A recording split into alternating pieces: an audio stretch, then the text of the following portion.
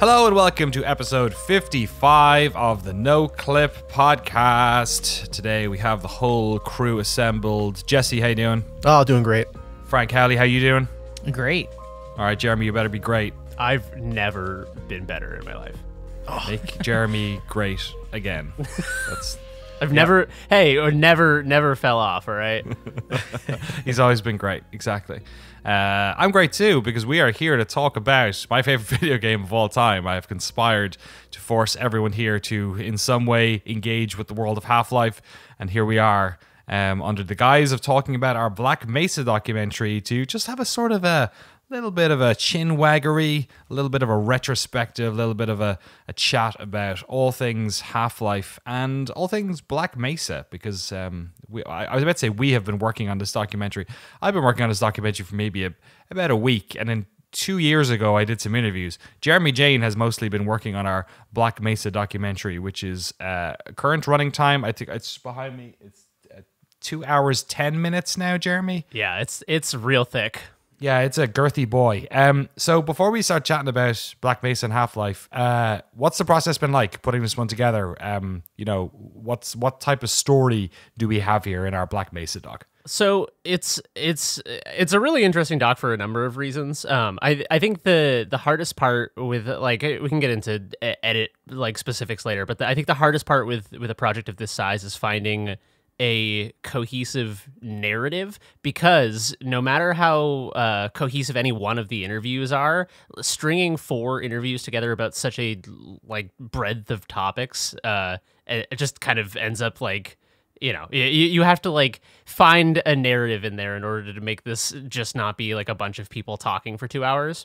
And so it's really interesting because it's kind of like the gist that I've been mentioning to you a million times is that it's as if you were a filmmaker trying to remake The Godfather, like a shot-for-shot remake of The Godfather. But then you were like, what if there was like a scene where Michael Corleone was like doing other stuff, and which is like on the snowboarding. Surface, yeah. How would he do that? Yeah, what if there was like a scene where he was getting like ice cream though? Wouldn't that be cool? Which it sounds like the most ill-fated thing you could possibly do is to take such a beloved piece of media, of culture, and add to it, like just touch it. There's an old I think it was a PC Gamer article about Black Mesa from back in the day called "Touching Up the Mona Lisa," and I think that sums it up very well.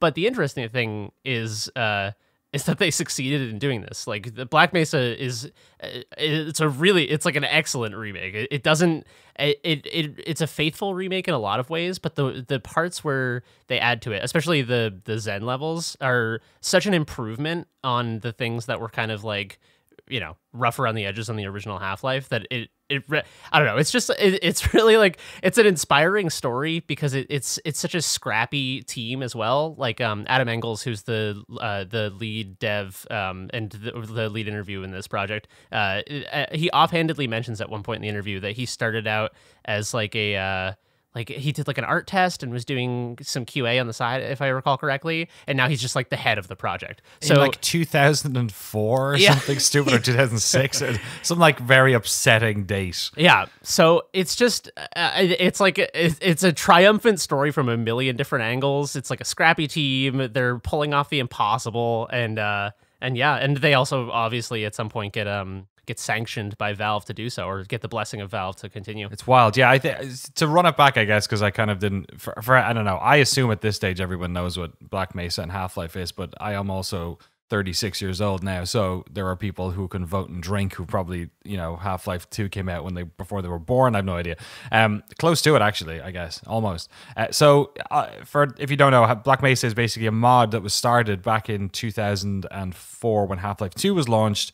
And Half-Life 2 was in the Source engine. Half-Life 1 was in a sort of modified Quake engine. And Valve put out this thing called Half-Life Source that was basically just Half-Life, but they had like, it was in the Source engine, but it looked almost the exact same, except it had like slightly better lighting and water textures and stuff like that.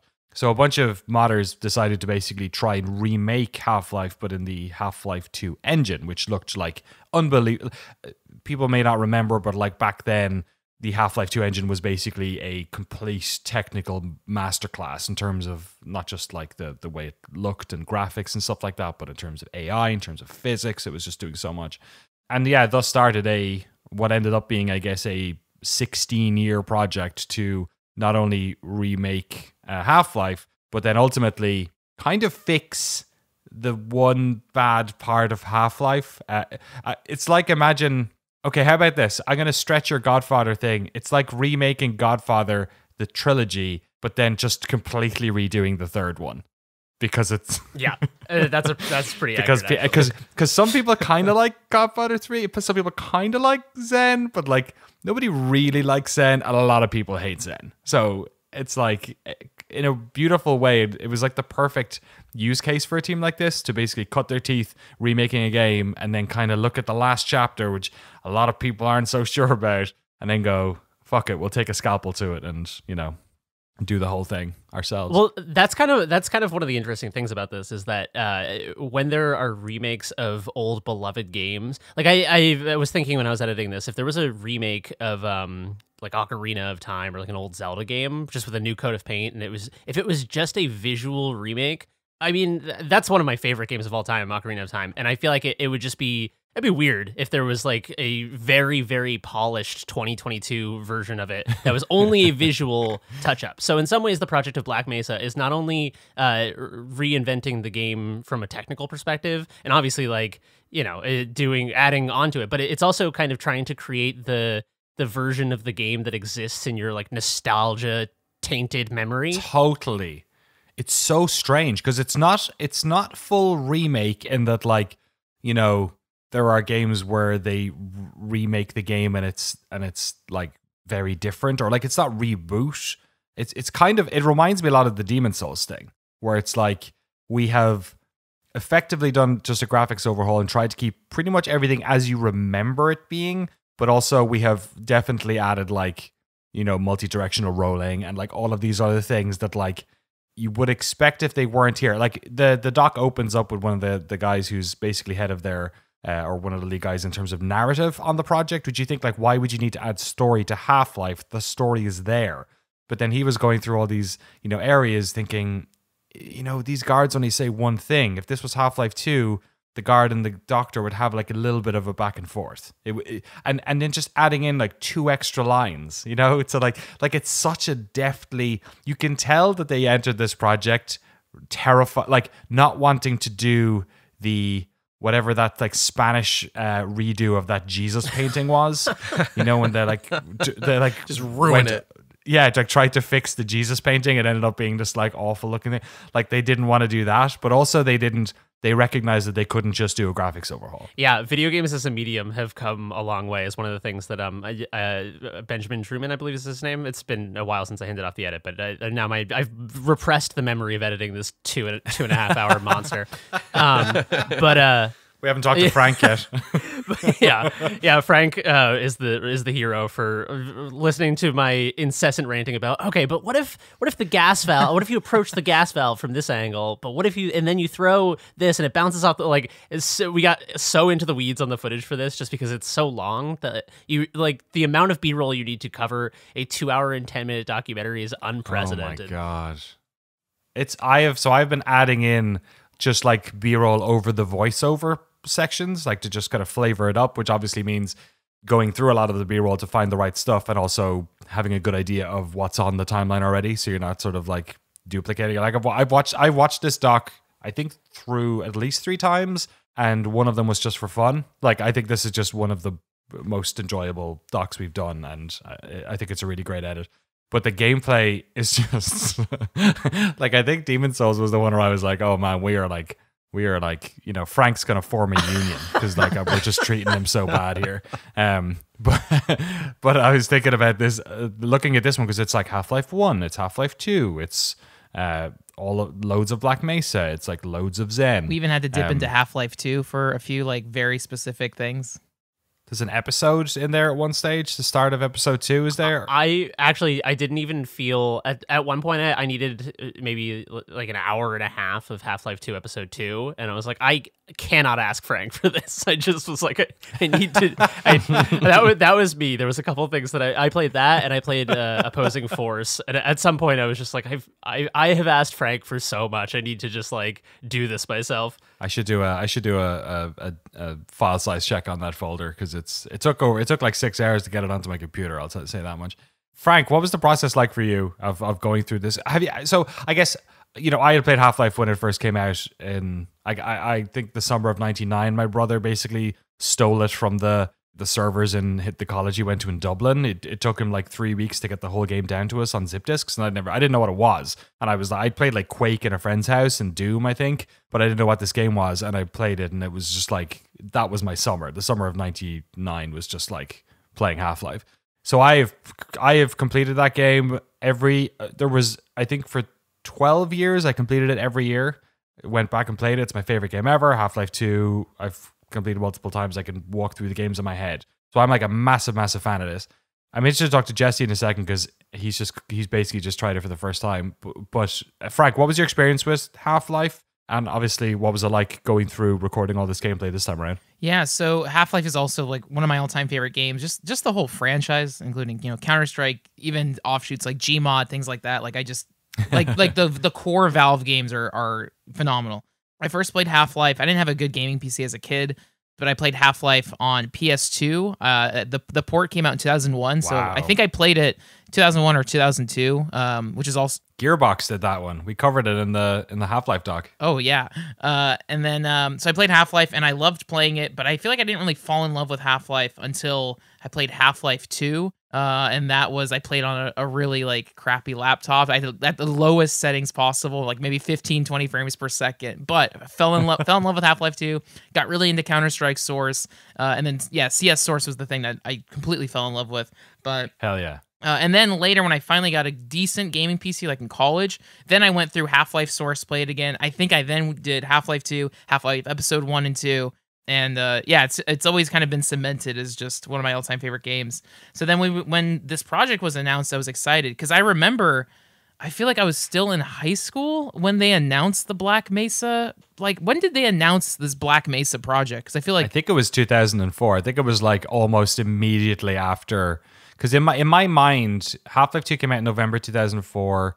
So did Counter-Strike like 2 weeks later, I think it was, and then I think Half-Life Source might have come out almost around that same time. So it was either 2004 or early 2005. Yeah, I was the same way. I remember booting up whatever new version of Hammer they had, and like trying it for a couple of days to see if I should email about being involved in this, because like I remember like everyone thinking like, oh, this would be a cool project to be part of. And, you know, what was it? I think he says there's like 5,200 contributors over the years on this. So clearly a lot of people had that thought. But yeah, it's funny, isn't it? We all sort of remember Black Mesa Source being a project. Yeah, I'm trying to recall. I feel like I saw it covered on like Dig Nation or Attack of the Show, like that far back. I was like, oh, this sounds cool.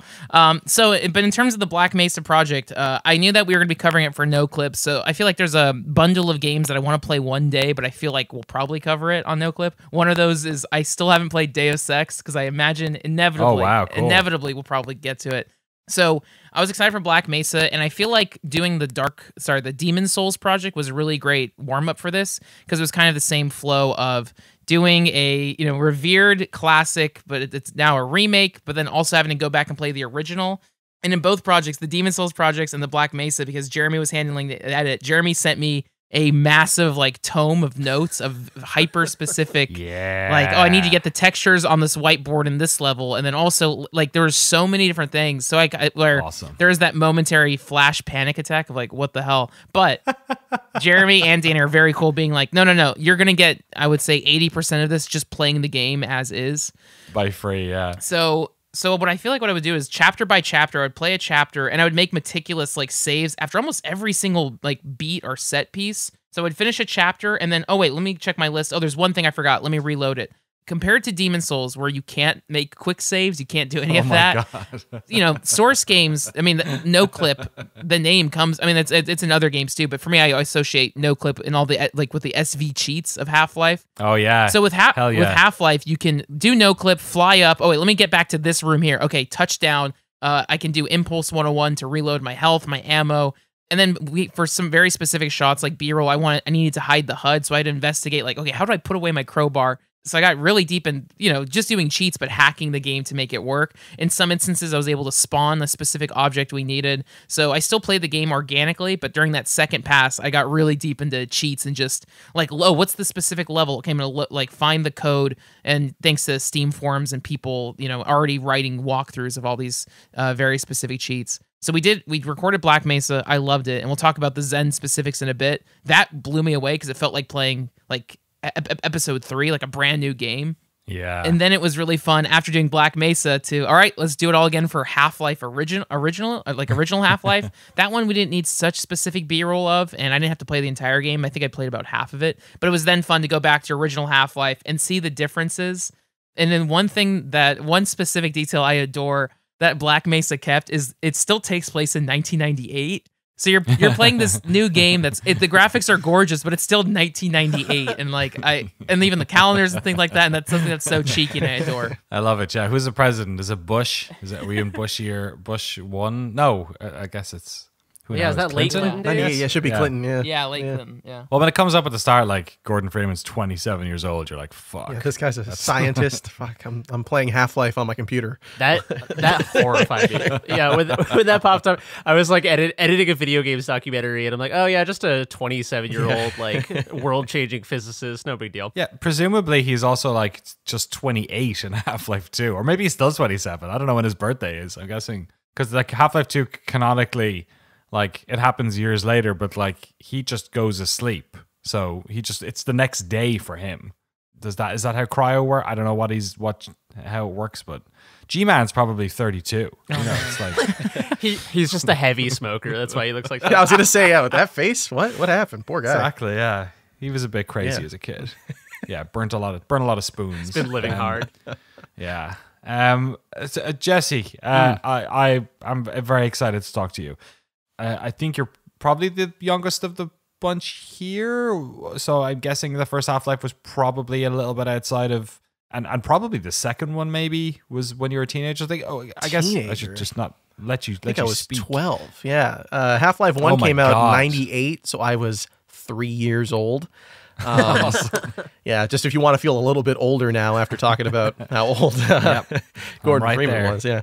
And then, what was it? Half-Life 2 was 04, so I was 9.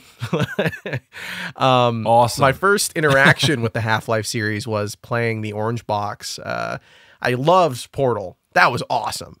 And then I was like, what's this Half-Life 2 game? I was like, I don't even know what this is. If that hurts you at all. And I fired into it and I was like, yeah, this is really good. Like I was surprised by how much I enjoyed it because I had played BioShock before I played Half-Life 2. So it's kind of like looking back at something that's referencing something else. Like obviously BioShock is a sort of spiritual successor to the System Shock series, but you can feel the influence of Half-Life really in most games. But I felt a lot of it when I was playing, when I thought back to my playthrough of BioShock, the first one that I did. Yeah.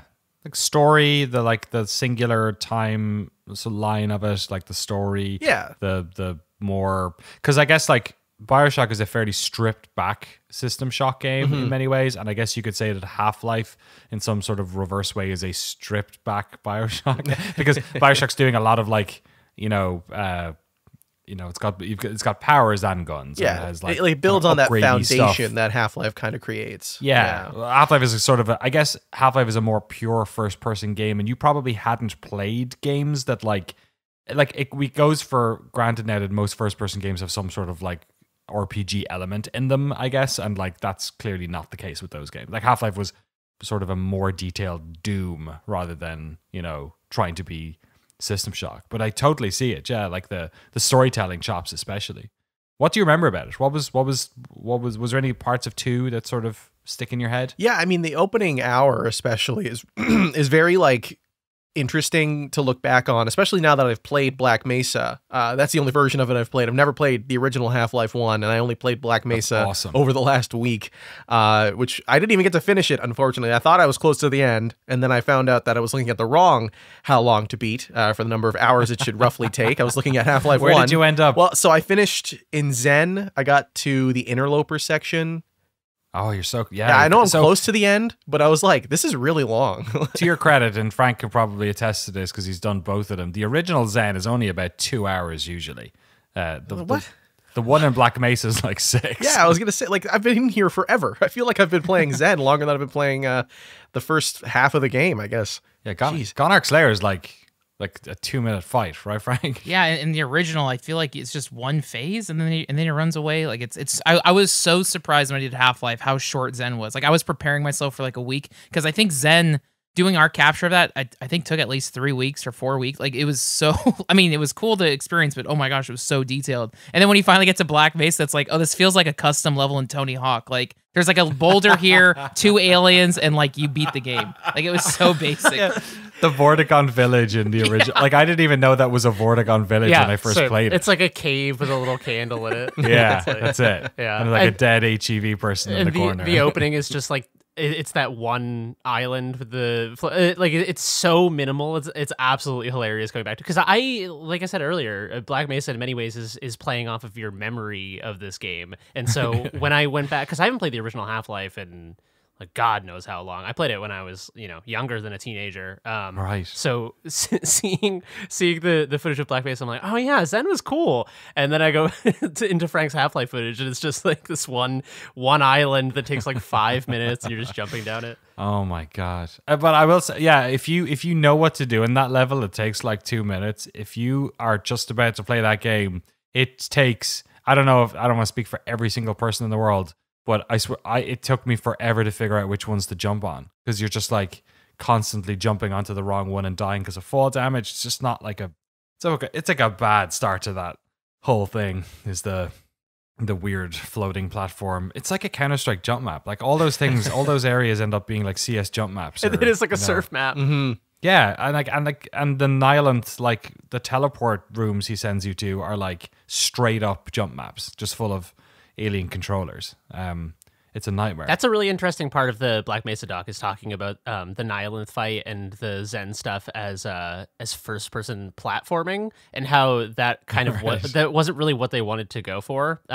Because there is a place for that stuff. Like there obviously is still some of that, and it feels good. But with the Nihilith fight especially, it's such a break in the cadence of the fight. And that was one of the more interesting things for me from a game design perspective, was listening to them talk about keeping the rhythm of a boss fight by kind of reinventing the Nihilith stuff.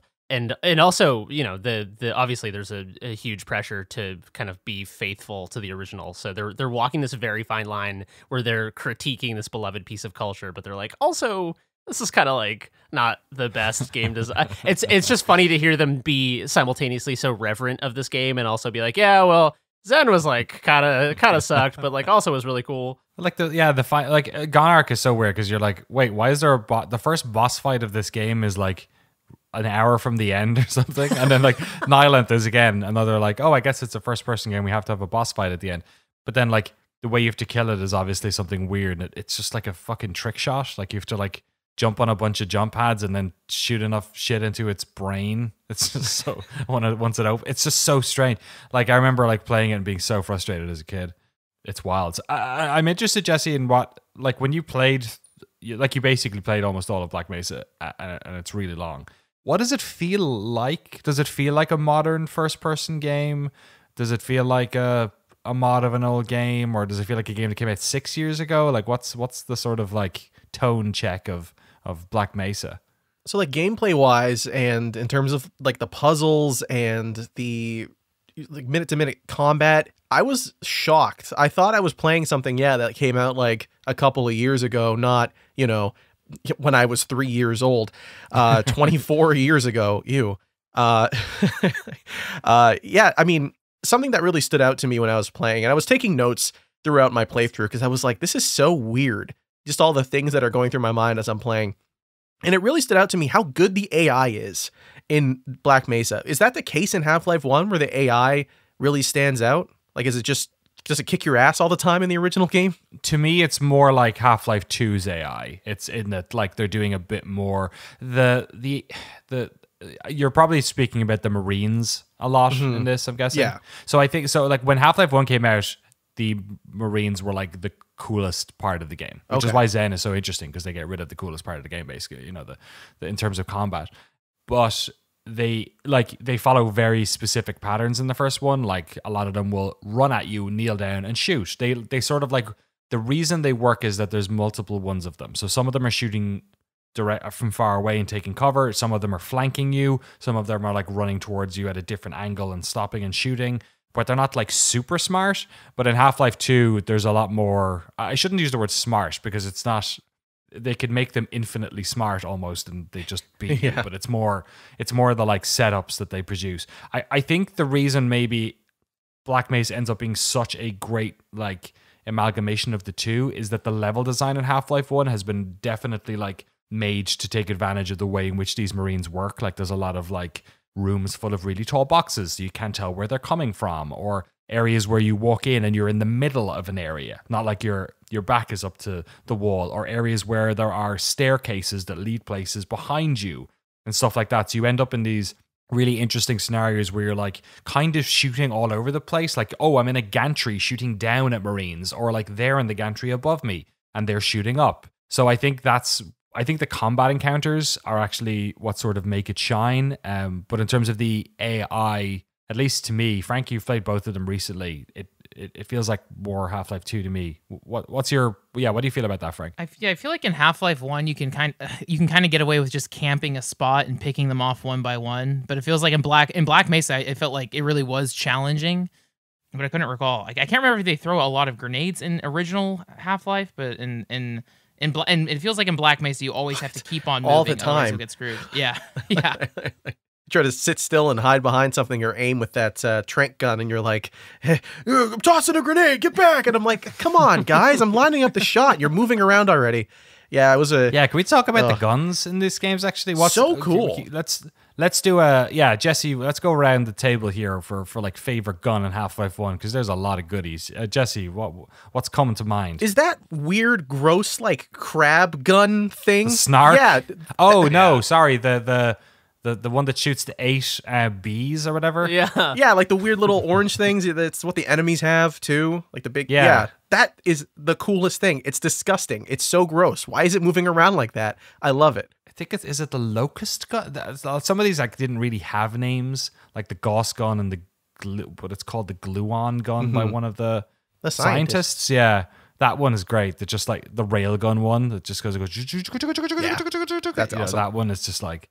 For Jeremy, what are you remembering? My knee jerk is to say the MP5 that had the grenade launcher on it, because it has in the original the grenades have this kind of like slow like lob to them, and it's so satisfying to see this big chunky grenade just kind of like tumble its way towards the enemy and then have this big catastrophic explosion. But the gluon gun, especially in Black Mesa, they did a really good job on it. It's just like a fire hose of white hot energy. It's very satisfying. The weapons are really good. Also, the shotgun is one of the better video game shotguns, and that's stiff competition. Yeah, the grenade launcher on that. Is it MP5? Is it? I always thought it was an M4A1, but I think you're right. It is an MP5. The grenade launcher on that one is just like the. It just feels. It's so chunky.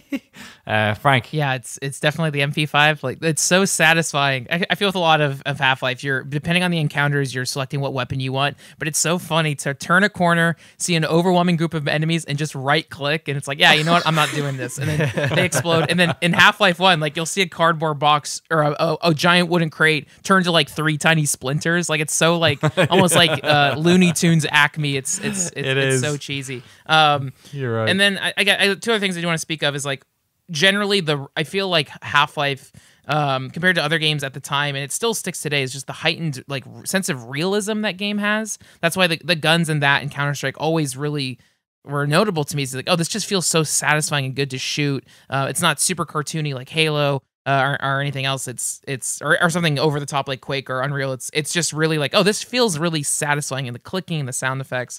And then I feel like it's a cheesy answer to say, but like if you're talking about Half-Life's weapons, you have to mention the crowbar. Like it's very satisfying to just whack a head crab or just beat a zombie.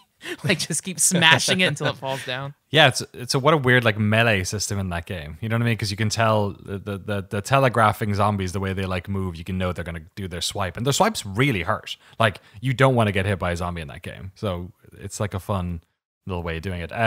Shout out to the rocket launcher, that blew my mind, with the laser dot on it. Yeah. And like that's some crazy technology for 1998, and it basically worked that way. Yeah, I was surprised the first time I shot the rocket launcher in Black Mesa, because I was like, oh yeah, in Half-Life 2, like it just follows the thing. And I'm trying to shoot the rocket at the helicopter when you're like on the side of that mountain, and I'm shooting the rocket at it, and it's like moving around, and I'm like, wait, oh, it does the same thing that it did in Half-Life 2? Like, I was crazy? like, holy shit, what? How? What? Yeah, like it was 98. I can't believe it worked like that. And it's hard to divorce, you know, even now, just like hearing Frank talk about like how realistic it was. Like, I kind of forget about it now, but the reason why Half-Life and also Counter-Strike were like so revolutionary is that they were set in like contemporary normal places.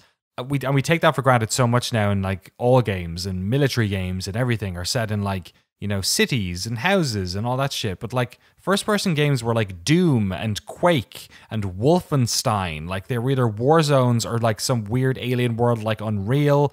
You didn't have a game set in like a lab or like in New Mexico. You know what I mean? It was in like Phobos or like, you know, fucking whatever the Strogg homeland is in Quake 2. You know what I mean?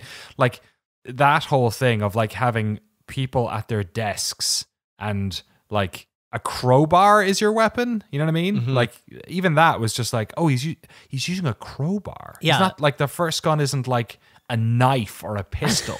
That groundedness also like that, and what Frank was speaking to with the weapons, I think it elevates when you do get those weird Xenian guns. I think it elevates that a lot, because it's not like a Halo where you're like, even the assault rifle is kind of sci-fi looking, and then you get the needler, and it's, you know, it's not a huge jump between the two. It's obviously like there's a difference between the human tech and the alien tech, but they're both future-y feeling. But with Half-Life, it's you're using these very grounded weapons in this very grounded setting, and so it makes the alien elements of it feel all the more alien. And yeah, I think that unconventional kind of like the juxtaposition between those two things is really interesting, especially with what you said, Danny, about it being kind of an unconventional setting for the time. Like what it makes me think of is when I played Disco Elysium for the first time, I was like, it's so interesting to play a CRPG that takes place in kind of this it's not just like real life, but it's kind of like an alt history version of real life. Like it feels very grounded. It's about like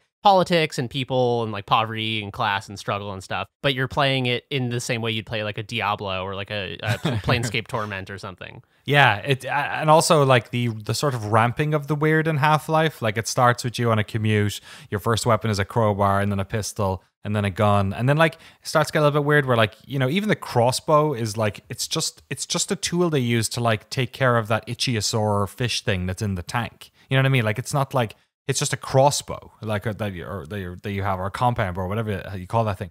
But then you start getting like, you know, like the Gauss gun, the like, you know, the one that sounds like a Hoover, and like a, you know, the locust gun, and then you're like throwing snarks, like you're just throwing these weird little cockroach things that explode, and then at the end, in a way, Zen makes sense, right? Because it just gets to the craziest part of the game. So that ramp up of weird as you like start to fight Marines, and then you start to fight planet aliens from another world. It's oh god, it's just like in so many there's like multitude of reasons why people love that game. And you know, I don't know if there's any other game that would have kept people modding it for 2 decades to make a new version of it. I think the tragedy, especially of the end of this documentary, is that like what they're basically doing is talking about the Valvean School of Game Design, as they call it, and outside of a few like Titanfall and Titanfall 2 and the other games that were made at Valve, and I guess Alex now as well, and you know, Left 4 Dead and Portal and Team Fortress. Well, I guess maybe not Team Fortress because it's multiplayer, but you know, outside of those, a very small amount of games, like people don't make games like this. Like, and fucking why? Because like Black Mesa is, if you play it today, it is a remake of another game, but it is probably in my top 10 first-person shooter games ever. You know, Half-Life's in there too, but Black Mesa is like such a well put together thing. Jeremy, you obviously like added a lot of that stuff in the doc, and the last chapter is kind of a lot about that as well. What do you make of that? The fact that we're talking about a game that we all love that came out 20 odd years ago, and we just, there aren't many games like this.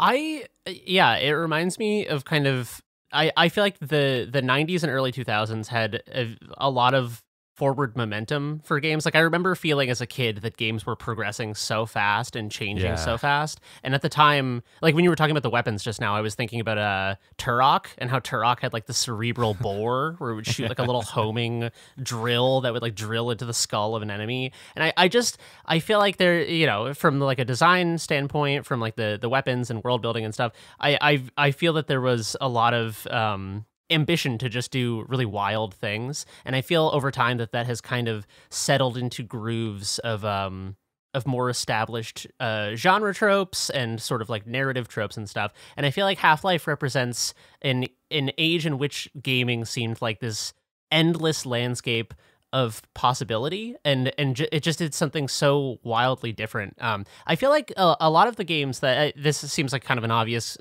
connection in hindsight, but I think a lot of the games that are carrying that torch in this day and age, and the reason they appeal to me is because of that, are games like Firewatch, which obviously the Campo Santo folks who made that got picked up by Valve. But I think that there's this philosophy of using games to tell a story in the same way that that cinema does, or that like movies or TV can do, where it's embracing the things about video games that are unique to video games. One of the things that springs to mind is in the Black Mesa doc, they talk a lot about first-person unbroken narrative storytelling, and how Half-Life games have this ethos of it's not cutting away, it's not giving you a cinematic. It's very rare in a Half-Life game that you lose control in any way. You're usually, jumping around the room, smashing boxes while Alex like gives you exposition. And yeah, I just think that I don't know. It feels like it was a time when people were thinking more intentionally, maybe, about the power of games as a storytelling medium or something. I don't know. I'm being a little vague here because I think it's hard to talk about. But well, how about this? I posit this, that like Half-Life on the face of it is like there are games we talk about that are like, you can talk about their design, like, From Software games. There's so many cogs turning that you can sort of look at the cog and see how it affects this part, and look at the other thing and see how it works there. And it's so dense in terms of like mechanics that they become really good fodder for people deconstructing them and talking about them and analyzing them in videos and designing off of those riffs and all that. I think Half-Life 1 and 2 are like magic tricks in that they're so deftly designed and there's so much going on under the surface, but you're not even thinking about it. Like it's such a simple game. It doesn't even take itself seriously. Like those games are so jovial and weirdly sandboxy in a way as well. Like think of the vibe of BioShock and how serious it is and how tonally consistent every room needs to be. And then think about Half-Life, where like this scientist who is, opening the door for you, who is supposed to be like one of the smartest people in the Western world, presumably if they're working in this lab, then like runs towards somebody with a gun, or like runs into a mine. You know what I mean? Like it's sort of nonsense. Like the game never takes itself seriously. It knows it's a video game. But I think like it takes a 2-hour documentary about these guys kind of breaking it down to like reveal the layers. You know what I mean? So I wonder if people just thought, oh, I'll make a Half-Life game, and then they made another first-person shooter which just didn't have any of that sauce because they didn't know what was special about Half-Life. That like the reason why Valvean game design is tricky is because it's not obvious, and because you can't write an op-ed about it or make a 5-minute YouTube video about it. It kind of requires you to like stare at the thing for a long time, like 16 years. I was just going to say, with what you were talking about with the tone, like there's so many moments throughout the game where I was like, my playthrough of Black Mesa, where I was thinking to myself, like, you can hear the laugh track Like you can hear someone's doing it in the background. Like there's a part where you're running with this guard and he's the only one that can open the security door, and he lets you out and you're like, oh, okay, cool, thanks, man. And you walk away and he's like, that could have gone worse. And then like one of the crab guys spawns behind him and starts shooting him and you hear him screaming. And I'm like, you can hear like, come on, where's the clapping and the laughter? Like, you know, put up the applause sign. It's just, there's so many moments like that too, where I was like laughing at the game, where I was like, this isn't funny, but it's like, this is really funny. Why? Well, that's a really good point. I think that in terms of leaning into what the medium of video games can do and what's special about them, I think that kind of levity is an important aspect of that, because games, obviously there's an element of play, not to be overly obvious, that, you know, like movies or literature don't have. And so I think being overly serious is almost, you're robbing yourself as a creator of the opportunity to have that kind of like childlike wonder of this like narrative, this like sandbox. I think that it's like it's kind of like Evil Dead or something. Like it's almost like pastiche of the genre, where it's winking at you, and it's like, yeah, it's just like it's not taking itself seriously, but I think it also being able to have a foot in both worlds, where, I mean, there are narrative beats in Half-Life that are like when the portal opens to Zen, that is a legitimately moving moment. Yeah, but I think that's cool. It's not one note. Like the game knows that it can vacillate back and forth between like winking at you and kind of like doing bits almost. Yeah, like the unforeseen consequences chapter, when you go through the lab that you've just walked through during your normal day of work, you know, something, again, now games do all the time, but it's never been done before, this idea that like, oh, you're just on the way to work, and then the beautiful juxtaposition of you going through and everything's fucked up. Like, that's how you know everything's fucked up, is because you were just here and it was fine. Whereas if you just like started the game with the fucked up part, it would just be the start of every game, where like, oh, I guess a bomb went off, I better run to the end of the level. Whereas like you're kind of like, oh shit, are they okay in the canteen where I just was, like heating up that chicken in the microwave until it exploded and that one scientist got pissed off at me, you know? But like, that whole thing is like really serious. You're right. And like surface tension, when all the Marines turned up, feels really serious. But then, yeah, there's these chapters where it just seems like nonsense. Or you get like, you know, the blast pit where you're doing like that's a puzzle game. That whole thing is like, there's some combat in them, but like they'll do shit like, you know, the hound eyes are running after you and they're just like the stupidest enemy ever. They're so funny. The hound eyes are just like dogs that like charge up and blast electricity at you, but the game constantly puts them in places where there are fucking explosive barrels. It's just like so ridiculous. When you start that level, in fact, I think there might be just one standing on a long bridge beside an exploding barrel. It's almost like the game saying, what? Be careful. Well, I remember the thing I was going to say that popped out of my mind. I was going to say that I think that one of the interesting things about playing a game by someone who is like really passionate about the medium of games is kind of, it reminds me of watching Hitchcock movies, which is, the reason is because Hitchcock movies are like, they have serious elements to them, but Hitchcock was also very playful because he had this like childlike curiosity about the power of editing. So I read this bit the other day where he was advising someone on the script for a movie, and he had this idea for like a visual piece of comedy that didn't end up in the script. But the idea was that there was like a car chase, and this guy was trying to get away, and it did the classic thing where he's like hits the jump, and there's like a ferry, and he like hits the jump and lands the car on the ferry to get away. Right. But the piece of visual comedy is that that happens, and then he lands, and then he realizes that the ferry is pulling into the dock, which is like one of the funniest, truly one of the funniest things I've ever heard in my life.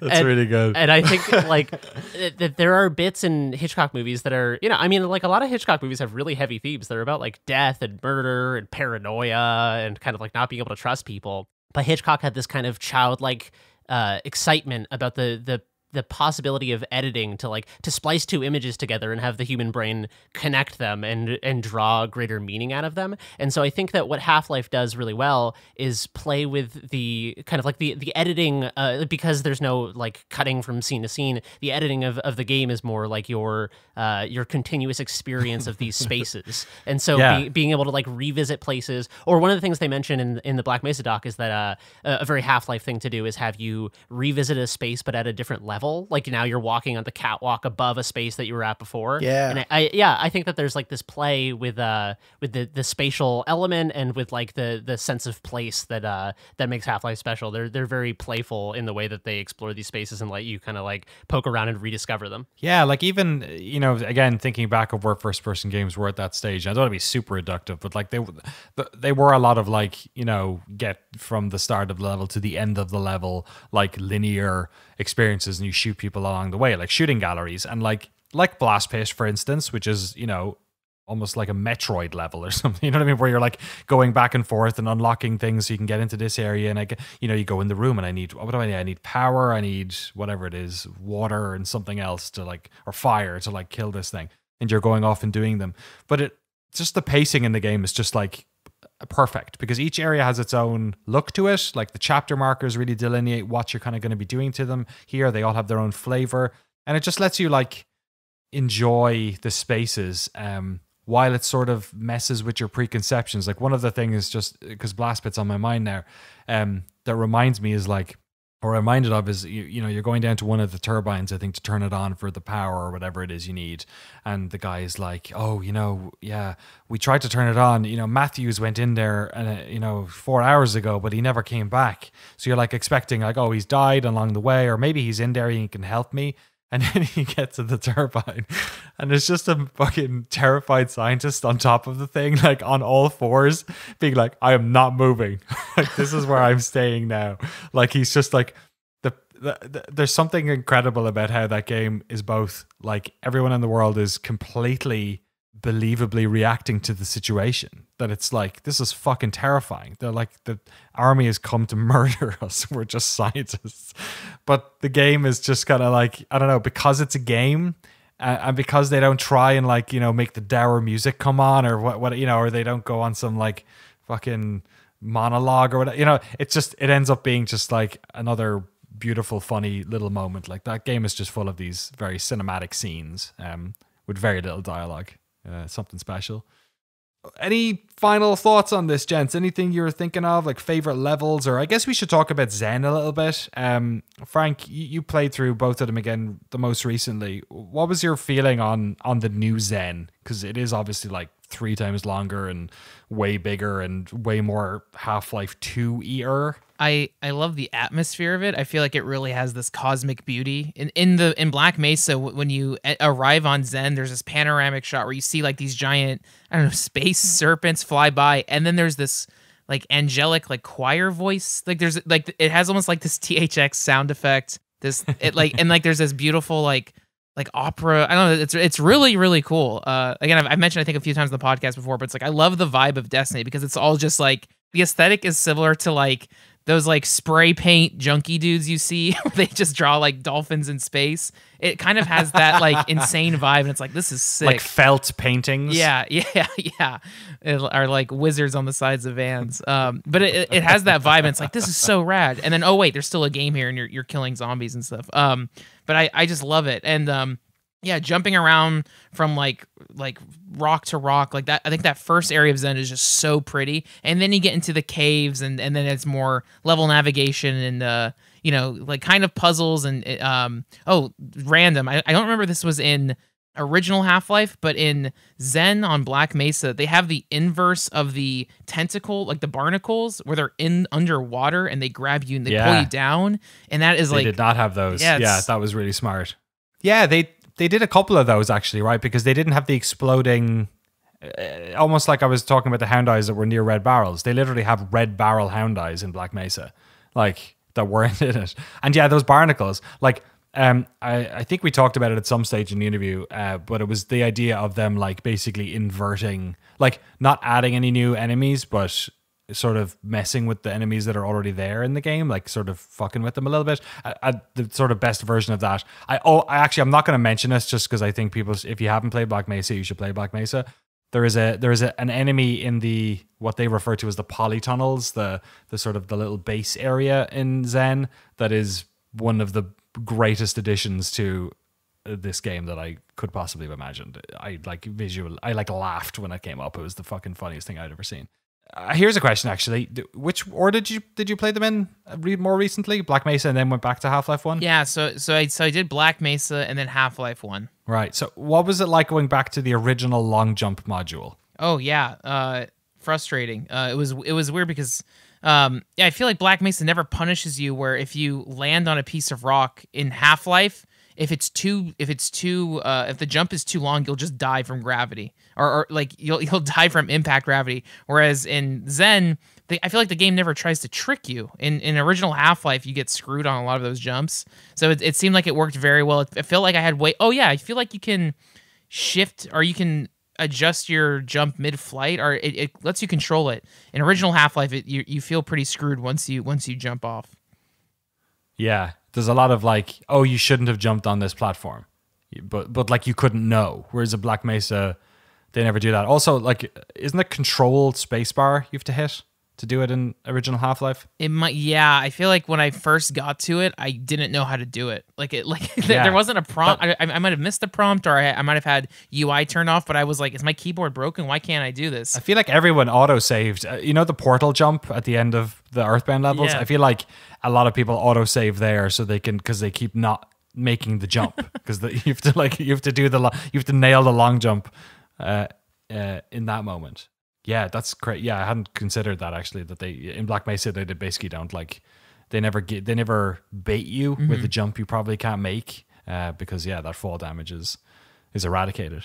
Jeremy, sorry, go on. I was just gonna say that's especially important for Black Mesa because the Zen the Zen chapters were released so far after the fact. Like, Danny, you and I did a stream for Black Mesa in 2015 for GameSpot. Jesus Christ. And like a bajillion years ago. And then the Zen stuff for Black Mesa didn't come out until 2019, I think.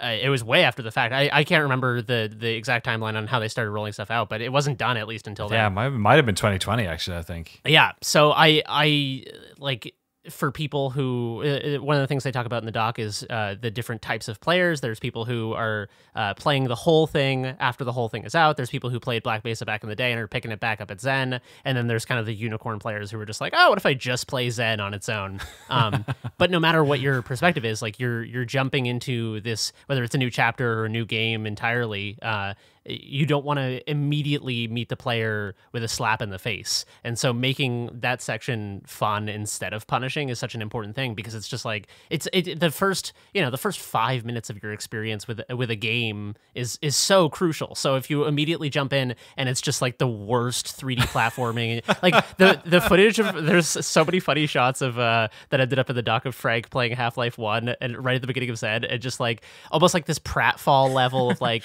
all right, I'm gonna try this jump, and then just like the little death animation is just the camera like turns to the side and goes flying, and it's so funny to watch because there's like a splat noise. Yeah, it's I can imagine Frank just like cursing at his monitor when this happens, because it's so frustrating looking. I think I deleted the clip, but there was one, because I was trying to cram some of the Half-Life stuff before my winter vacation. There was one I missed a jump, and it was the most like, it was such a simple jump to miss, and when I was logging my footage, I tagged it as like playing Half-Life at 3 a.m. because it was just such a whiff of a jump. But yeah, I feel like there's so many deaths in that's just missing jumps. Yeah, it was. I think I said it this earlier on that opening bit took me forever, because I kept making those wrong jumps, like not knowing which one, because they're all like rotating, like fucking. Like sushi plates, you know, and one of those little, you're just sort of like, which one am I supposed to jump on? And then there's like an alien ship flying around. You're like, am I supposed to jump on the ship maybe? Because it's transporting these fuckers. It's just like, and then you're in the butterfly room. You're like unlocking butterfly doors, and you're like, well, they didn't keep any of this shit. So. It really, Frank, you nailed the vibe of it with the cosmic wizard painting on the side of the van. Like, you're like, free your mind, dude. You got to let these butterflies out, bro. Like, you're not thinking, you're thinking about shooting people, but what you really got to be doing is thinking about butterflies, man. Yeah, the Vortigaunts have it right, just chilling in the caves. Yeah, well, speaking of that, right? Like, what did you make of the interloper level, like the Vortigaunt village they had there? Like, there's so much narrative legwork happening there to, tie together what was kind of, they were kind of like oddly non-combative in the original Half-Life on Zen, But then obviously in Half-Life 2, it all made sense because they were either written that way originally or retconned to be your allies, that they were slaves the whole time. I guess they were called alien slaves in the debug or whatever. Like the actual title of the AI was that. But like you never knew that playing the original Half-Life, that they were actually like forced to do this, and they had to do so many they have that whole moment in Black Mesa where the controllers come down and like trick the Vortigaunts into killing you, which like none of that was in the original. Like they'd so much stuff they had to do in that whole piece of the game to like make Half-Life 2 make sense, I guess. Yeah, there's a weird way in which I remember playing the original Half-Life, and I mean, I was very young, so obviously that's part of this, but I definitely did not realize that the Vortigaunts were like subjugated by the controllers and that they were like doing this against their will. I just thought it was kind of at the time there was several games that just had like NPCs kind of hanging out and stuff, and yeah, I don't know, they really that was a huge part of the Black Mesa like reinvigoration. Like we were talking about earlier, why would you need a writer for a video game that already has a story and a script and all this stuff? And a big part of that is kind of beefing up these emergent narrative moments, or these kind of like world building moments. And so you have Vortigaunts, because in the original they kind of just like stand and stare at you, so it's a little bit confusing because you're like, are you broken? Are you like, is this Right. did they forget the AI on this Vortigaunt? But you know, in Black Mesa there you will like kill the brutes who are like the slavers, and then the Vortigaunts will go and cower in the corner, and it does a really good job of instilling empathy for these characters. Yeah, it's very, very good kind of like hands-off storytelling. It was cool. I didn't realize that they went back and added the red eyes to all of the Earthbound Vortigaunts after the fact. Yeah, I thought that was such a good detail. Yeah, that's like a clever little thing. I remember actually when Half-Life 2 came out, it was screenshots, and then I was looking at them, and you had, there was that, they didn't have the green sleeves on anymore, because I didn't know what they were. I just thought they were like a part of the alien. And then it was like, oh wait, those were like shackles. Like that's crazy. Like I didn't realize that, because the game it was made in 1998, and these were the highest poly things, and they were kind of weird looking anyway, so you kind of were looking at it, I was like, oh, that's what all that was. Like it's funny how, you know, I'd love to talk to Valve Audios people like Mark Laidlaw about like which parts of these were things that you were actually trying to put across, and which part of these were things that you then sort of like retconned for 2, because you know, it's just impossible to tell. That's kind of the magic trick with doing like longitudinal storytelling like this for a series, is that you know, obfuscating what was intentional and what, like they do a really good job in the Half-Life kind of lore of being like, oh yeah, it's all connected, it's all laid out, and then I wonder how much of it is just like, oh man, we could like lean into this thing that we kind of unintentionally set up for ourselves.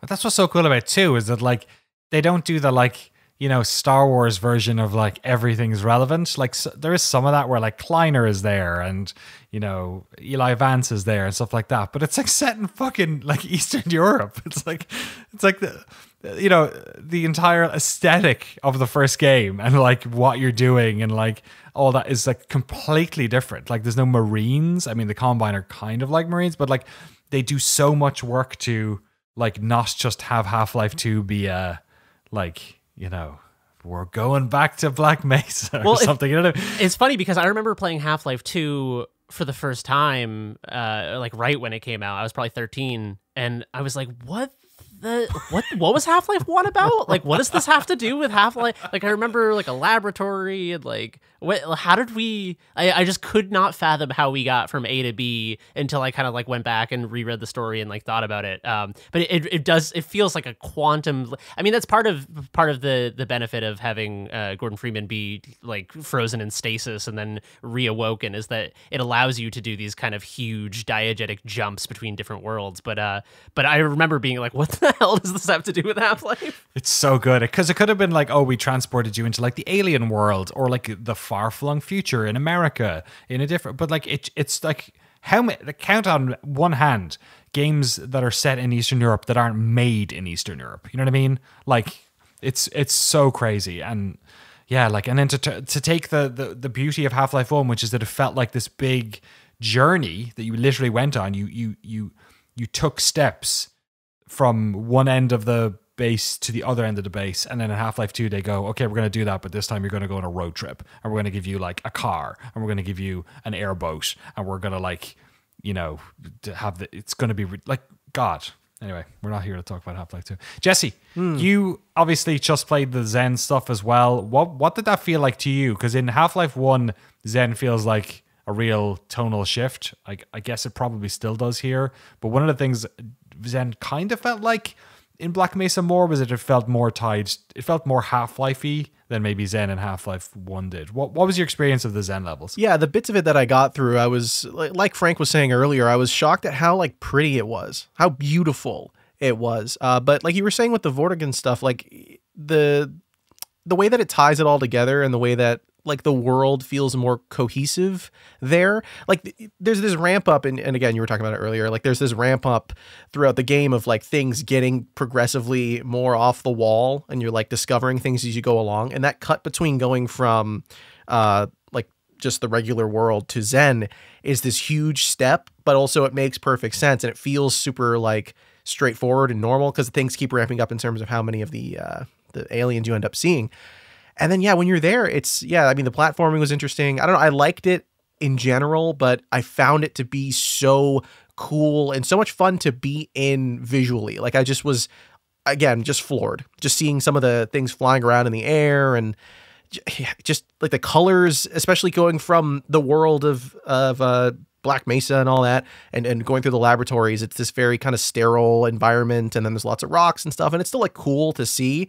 But then taking that jump and then going radically to this like very purple, very blue, yellow kind of diamondy rocks on the ground and stuff, that was a fun juxtaposition to the original playthrough, or the original world in my playthrough. It was very cool. Technically too as well. Like I guess it is a game that, like Zen was essentially made like 5 years at least after the rest of Black Mesa, right?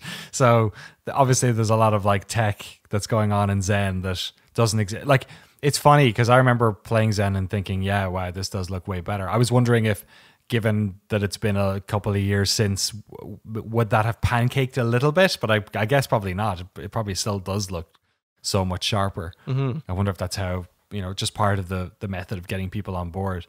My only criticism of the Zen stuff, I think, is that like, and again, it's really hard to tell because I was coming in with expectations of OG Zen and like how long those levels are. But I remember by the time I got to Interloper, I was like, man, that Gonarch stuff was way longer than I thought it was going to be.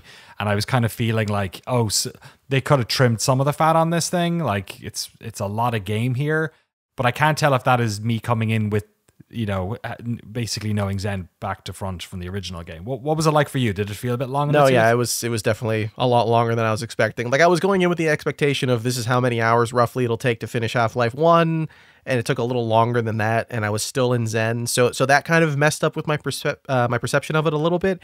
But even playing through it, I was still like, oh, like this is taking really long. It was good. Like, don't get me wrong. Everything that I played through, I still thought was like enjoyable and interesting, but getting to that point and now being an Interloper, I might go back and finish it. I'll probably go back and finish it because it's not too much longer. But yeah, getting to that point, I was still like, man, why is this so long?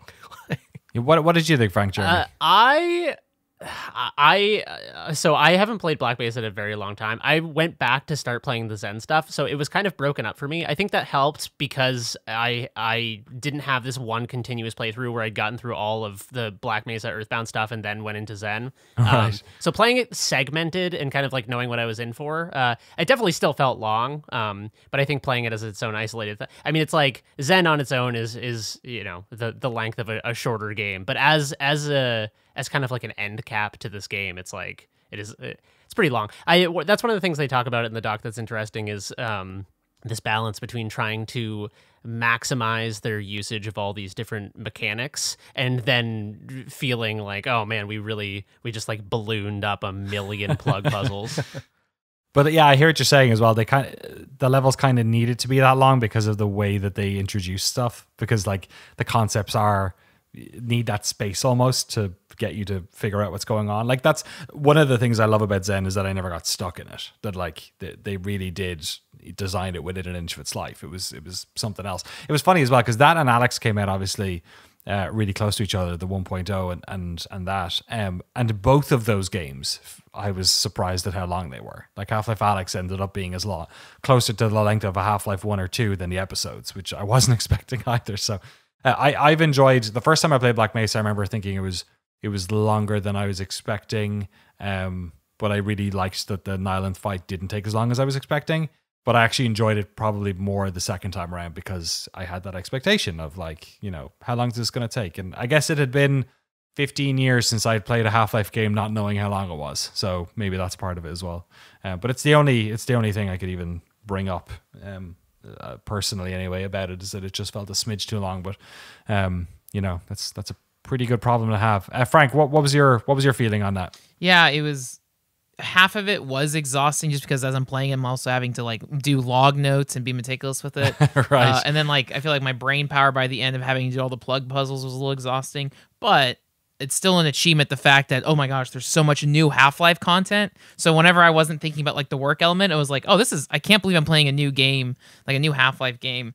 And it's pretty rad. All the stuff where you're fighting aliens, I love. Like it's so like near the end, there's this massive. I always call them like elevator rooms in games where you're going up a level, Right. kill stuff, going up, kill stuff. Like that was just so satisfying. Even though like I do like the whole element of the plug puzzles and the alien laboratory, I love because again it's just the whole inverse of it's the Vortigaunt's Black Mesa, and here you are going in fucking it all up, and it's like I just think that's so funny. Yeah, you're doing a Black Mesa to them. Yeah. I hadn't considered that actually. That's very funny. Yeah, and I think that's intentional. Like, and I feel like if like in terms of like the Half-Life spinoffs, the only perspective that's missing. There's Opposing Force, you're playing as one of the military dudes. There's Blue Shift, where you're playing as a security guard. I'm surprised we didn't get one where you're playing as a Vortigaunt, like where the first half is the alien, like from the alien side, something goes wrong, and then you end in Black Mesa fighting. Oh my god, that's dudes. so good. Yeah. You start as like a Vortigaunt on like an alien tram, and there's like an alien G-Man. Yeah, right, like that. Like, Oh my if the God. Black Mesa team wants to make another Half-Life, oh my gosh, please take it. Oh, that's too funny. God, yeah, that's great. His name is like Gorgon Freeman. Exactly. Yeah. He's like, 27 cycles. Yeah, 27 lunar cycles. That's too funny. I'm trying to remember. There was a game. Was it Half-Life? There was Science and Industry, I think, and then there was like maybe it was. I think it was. I'm looking at it. Yeah, before maybe there was one where you played as a scientist at one stage, but like just like a mod or something. But yeah. One of my favorite things, and I played some Opposing Force just for footage capture, and I didn't play through the whole thing, but I used like the console to skip around in it, and one of my favorite moments is I haven't played all of Opposing Force in the past, but there is a moment where there's a few moments actually where it intersects very like wink and a nod with Half-Life events, with the events of the original Half-Life. One of them is you can look into like a security camera terminal. Actually, that might be in Blue Shift. And you see Gordon like walking down the hallway, like in the opening chapter of Half-Life 1. But the one I really at the start of Blue Shift, you are literally trying to get in the door, and he goes past you in the car, in the train. Oh, Yeah. So there's a lot of great moments like that. But my favorite one is in Opposing Force. You come up on the teleporter, the Zen teleporter, and you see Gordon jump into the teleporter. Right, yeah. But you don't follow him in. But I think you can follow him in or something. I forget what it is now because I was messing around with it, but I think it kills you instantly or something like that. But there's a great moment because you're like that. I mean that's kind of like the interesting thing about it is you're having this sort of like ancillary, like tangential perspective on the main story. So it's so funny. Just like it's like coming up on Link, just like getting the Triforce, and you're just like a villager. Yeah, God, they're so much fun. It's a remarkable achievement as well. Black Mesa, just the obviously the main game stuff. It's a great way to re-experience Half-Life or play for the first time. And yeah, the Zen stuff. I actually want to go back and play Half-Life 1 Zen to just I think really appreciate the work that they did in that.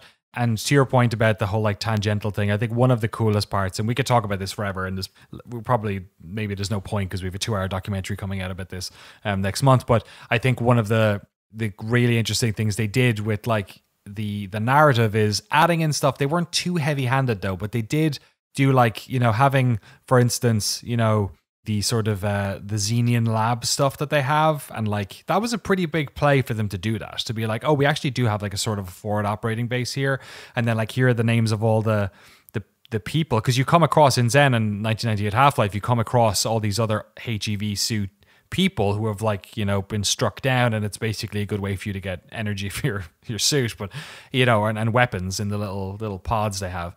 But they really lean into that and basically name all these characters and make sure they have desks back at Black Mesa. Like the attention to detail and care that was given there is, you know, the type of thing that, again, a 2-decade-long fan project, which then ended up getting, you know, money because they could sell it. It's such a, you know, terrific storm in a teacup. And like, and after, you know, we all sort of reminisced about what it was like in 2004 when you heard about this project, thinking this is crazy big project. Like, how are they ever going to finish this? I can't wait to play it. And then for it to come out 16 years later and be really good, to stick the landing, you know what I mean, is fucking remarkable. So yeah, exciting. If you haven't played Half-Life and you want to play a modern version of it, you know, Black Mesa, to even say it's part of the conversation of like a way to experience Half-Life is crazy. But yeah, I think it's a really good way of playing those games. Any final thoughts, gents? Jeremy, we'll let you go first. No, just that I've never been more steeped in the lore of Half-Life, and I think that one of the interesting things about this doc for people watching it is, no matter how familiar you are with Half-Life, or no matter how recently you've played Black Mesa, or if you've never played it, or if you've never played any Half-Life game at all, I think one of the most fun parts of this doc is just listening to people who have been obsessively studying the world of Half-Life, talking about it, because it truly is, whether it's like retconned plot details or things that were like meticulously planned out from the start, no matter what angle they're coming at it from, the world building in Half-Life is absolutely some of the best storytelling in video games, and listening to people who are very passionate about that world and very educated about it just go on and on about like the 8 different types of portal technology that exists in the world of Half-Life. It is such a unique delight to just bask in their passion for it. So I think people will really like this doc from a million different angles, but that's one of my favorite things about it. I guess I would say is, one, I'm grateful that we got to spend a lot of time on this project, that we get to spotlight this incredible remake, get to highlight the crew's story, because I haven't seen the doc, I haven't seen the interview, so I'm really eager to learn it. I even remember right before quarantine, like March 2020, being at PAX East and finding their booth, and they had a giant Gordon Freeman standee, and I gave them some Noclip stickers. And, awesome. And I can't remember if we were already in conversations with them, but they were very excited. And I think this game succeeds. Like, I was trying to think of other reimaginings of games that were successful, and I think of like Resident Evil, the GameCube remake, and then Resident Evil 2, and I think like Black Mesa is also on that tier of just like they nailed it. And if you hadn't experienced the original, you could start here, and I think this game's only $20 on Steam, or it goes on sale on Steam a lot, but it's absolutely worth playing. And even if you're just curious, just listening, if you've played Half-Life however many years ago, it's definitely worth checking this game out, because I got goosebumps the moment I started and I was on the tram, and I'm like, oh man, I'm in. I was so excited to do this whole project. So this is really fun to cover, and I'm very excited for the documentary to come out. Yeah, what a wild game that you can feel nostalgia for a game you've never played. Like, how did they do that? And yeah, Jesse, you're closer probably to a lot of experiences of people playing this game these days. Yeah, how did you rank Half-Life in like or Black Mesa rather, in other first-person games you've played recently? Yeah, I mean, if you're the kind of person like me who hasn't played the original Half-Life, but has played Half-Life 2 or Episode 1 and Episode 2, or even just Half-Life Alyx somehow, going back to this is really cool, because it's kind of like, it was the comparison I made in my head, but it sucked to have to do it. But I was like, man, you know, when I grew up watching a lot of Family Guy, unfortunately, I'm going to out myself on the podcast. And I went back and watched a lot of movies from the 80s and 90s, and I was like, oh, that's what they were referencing. So going back and playing Half-Life is kind of like, you know, or Black Mesa in this case, but, you know, seeing a lot of the same design decisions. You go and you see like, oh, lots of games that you've played are doing what this game was doing, just like, you know, 10 years later or 15 years later. Right. And I think a lot of the the FPS games that I've played over the years take a lot from this game. So in some regards, I still find this to be really good, and I love the puzzles. I don't have as much of an enjoyment level. You know, it's not that high for me. I do think it's really good, and I can respect it like historically. But the games that build off of it, I end up liking a little bit more, which maybe says that this game is better for me than I know it is now. I mean, like, maybe I'll come back in a couple of weeks, right? I did just finish playing it like yesterday. So maybe I'll come back and be like, no, actually, this was really amazing. But as soon as I got to where I was and I was like, okay, we got to record the podcast, I was like, this is really, really good. And I bet I'm going to come back to this in a couple years and be like, man, okay, this is way better than I thought it was when I first got to the end of it. Not that I think it's bad. Sorry to make you rush through it. No, it's not your fault, man. Just as an aside, I'm now picturing Peter Griffin doing a cutaway Holy gag. crap. Holy crap! Like this is worse than the time that I killed the Nihilith and opened the door for the Combine to take over Earth in 7 hours. This is worse. Peter, welcome to your first day at Peter. Welcome to your first day at Black Mesa. Your job to do this experiment. You mean this button right here? You mean this anomalous material? Yeah, exactly. Yeah. This is worse than when I handed him I handed that scientist the wrong briefcase. Yeah. Fucking hell. Yeah, it's $20 on Steam right now if you want to pick it up. Crowbar Collective made it. We have a documentary on it coming in February. Just have to finish I've written the script, recorded it. Stand-ups basically need to be done. We are fighting with COVID to figure that out. The current plan is to maybe drive to southern Nevada and find some Mesa-like stuff. We can't drive all the way to Sedona. In fact, I think that road to Flagstaff probably isn't even open yet, right? You probably have to drive the long way around anyway. But yeah, we're going to record some cool stand-ups for this and get it out the door. So hopefully in February. It all depends on a couple of stuff that's going on at the moment in terms of timing. But yeah, it'll be worth it when it's out. It's the Noclip team's done an awesome job on it, and I'm happy to get it over the finish line. Gents, thank you so much for hanging out today, as ever. Appreciate all of you being here. In terms of content on the channel, nothing new that I didn't say last week. Hotline Miami is up. Black Mesa and Among Us currently in the pipeline. Got a couple of other docs. We're sort of waiting to hear on one or two small little remote ones that are interesting. But there's a lot of work in the background going on with our trips whenever COVID chills out. Probably looks like we won't be filming in-person stuff until earliest late Feb and more likely probably March. But we have loads of work in the background going on the new channel, Noclip Crew, including Dan Silverstone's incredible new logo for the channel, which I'm sure we'll be able to share soon enough. We're at Noclip Video on Twitter. I'm at Danny O'Dwyer, at Frank Howley, at Jeremy Jane, and at Garasha.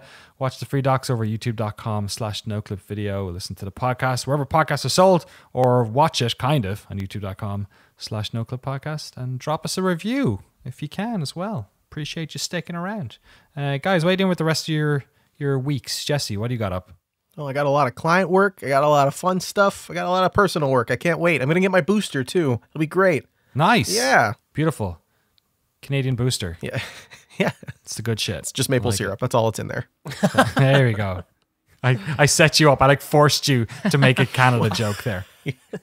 Frank, something Southern California. Yeah, well, Audrey is in town till Thursday. And speaking of Canadians, right? So we're gonna go to the beach today, walk around, and enjoy. Also Wednesday, and then this weekend, I'm diving fully back into hell or wherever that is for Legacy of Kain Soul Reaver. So yeah, so it'll be nice. Like kind of taking the weekend right now, and then then on the weekend I'll be doing nonstop Soul Reaver. Damn. Well, speaking of Soul Reaver and Frank Cifaldi at the Video Game History Foundation was picking through their archives for Soul Reaver goodies for us.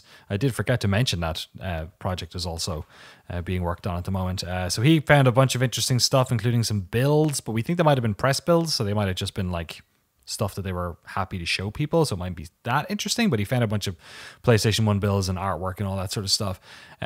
So we'll have all that for the doc. We are still waiting for interviewees for that one. It's been tricky trying to get people to spend time with us, and it's a pretty small team actually as well, you know, because PlayStation 1 people just There's like 20 people making these games. Jeremy, what's your week look like? You're on Among Us, I think, right? Yeah, I am going to pick back up doing the Among Us doc, which is a very interesting story and one that it's not a game that I have a lot of experience with, but it ended up being the story kind of leading up to its development is very fascinating. So that'll be an interesting one, and then probably doing some game dev stuff as well. I've been building ropes out of physics objects and slowly going insane. Oh my god! Maybe filming some of that too for Yes. Noclip crew. Yeah, absolutely. I will happily share my descent into madness. Yes, we might have a show about Jeremy Jane working on his games coming to that channel. I have to do it. I have to say the possible name. Do you think if I say the name that we're thinking for this show now, I sort of speak it into existence that we have to call it that? Yeah, this is the drop. Okay. Jeremy, well, I guess I should, because I came up with it, so I should take the shame, I think, of saying this name. But the possible name that we've come up with for Jeremy Jane's game development series is Jane Development. Yeah, which Jane Dev, baby. Jane Dev, which It's really good. It was right there. So I'm not sure if it's a good name.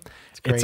It's kind of a Half-Life name, right? It's kind of tonally, I'm not sure. It's not very self-serious, but it just feels right. It's appropriate because I think that the tone of the dev log stuff is going to be that I have more passion than technical skill, and so I think it will be a lot of like, oh, this is going to be like so fun and exciting, and then it's going to cut to be like at 3 a.m. pulling my hair out, being like, I just don't understand why nothing works. Awesome. I love it.